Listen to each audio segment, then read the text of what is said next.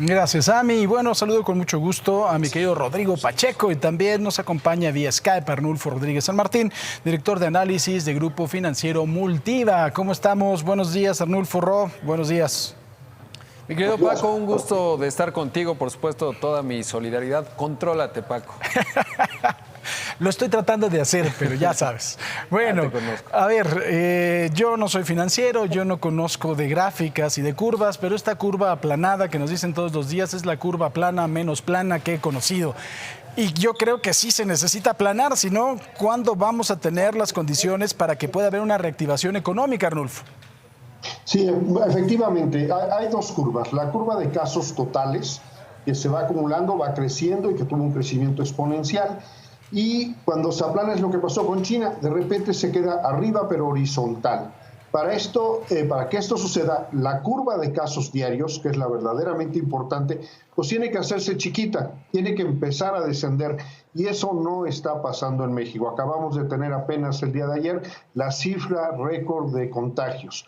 El caso de México, si uno ve la curva de contagios, tiene un crecimiento exponencial. Es el mismo patrón que siguió Estados Unidos, que siguió España, que siguió Italia.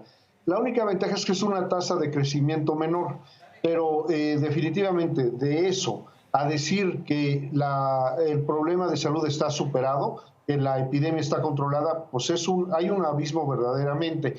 No estamos viendo una disminución en los casos diarios, lo que hay son proyecciones y creo que en este sentido la reapertura de la economía implica una apuesta muy fuerte que están siguiendo las autoridades federales. A ver, la Jornada Nacional de Sana Distancia, ergo, el cierre de las actividades económicas, ¿realmente se logró algo? Porque yo el problema que veo es que en nuestro país, por la dispersión poblacional, pues la realidad es que hay 3 zonas en las que finalmente está la mayor cantidad de actividad económica que tiene que ser reabierta y yo no veo que esto funcione en esas zonas, Rodrigo.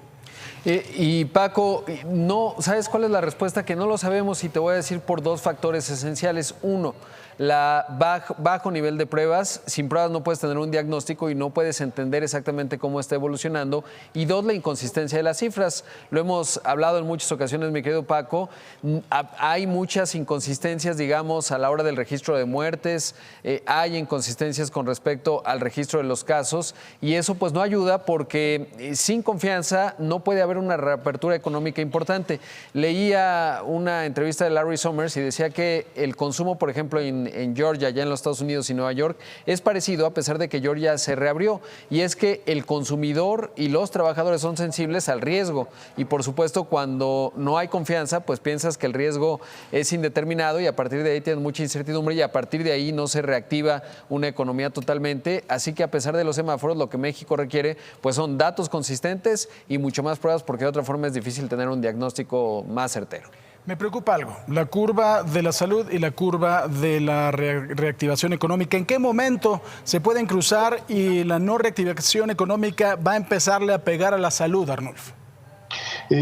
Si estamos viendo los parámetros internacionales, 2 meses es lo que aguantan las economías. Todo el mundo está reaperturando, haya descendido o no la curva al cabo de 2 meses. Es decir, llega un momento en que los costos económicos, pero sobre todo sociales, derivados de la detención de la actividad económica, te fuerzan a tener que arrancar la economía y asumir el costo en términos de salud. Entonces es un intercambio de elección entre 2 males. Y en ese sentido refería yo la apuesta del gobierno federal. El caso de México puede ser parecido al de Estados Unidos, solo que ese es mucho más exagerado. Ahí ha sido tan destructiva y tan enorme la pandemia que Trump, a 6 meses de la elección, ya quiere cambiar, ya quiere presentarse como el gran reactivador de la economía. Bueno, en México hay algo parecido. Veníamos con una dinámica de caída del PIB. Ayer se publicó el PIB del primer trimestre con una caída ya de más de 2 puntos porcentuales. A eso añaden el golpe del aislamiento social, bueno, pues te vas para abajo. Creo que hay, por tanto, también urgencia en México, aun cuando los datos de salud no lo estén justificando. Pues querido Arnulfo, Rodrigo, muchísimas gracias como siempre y buenos días. Gracias, Paco. Buenos días, Paco. Gracias.